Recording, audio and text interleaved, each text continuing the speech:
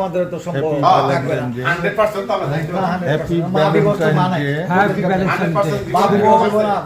পয়লা ফাল্গুন এবং happy Valentine বসন্ত এসেছে, বসন্ত এসেছে, ফুল ফুটু আর নাই ফুটু কাল বসন্ত। আমিও চির বসন্ত, আমিও চির কুমার, কুমার না হই কিন্তু চির বসন্ত হয়ে থাকতে চাই।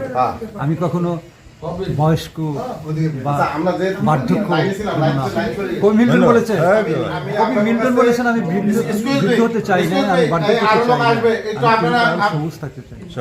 আমি সেই চিরকাল কবি মিল্টনের সুরে সুর মিলিয়ে বলি আমিও চির সবুজ থাকতে চাই, আমি বৃদ্ধ হতে চাই না।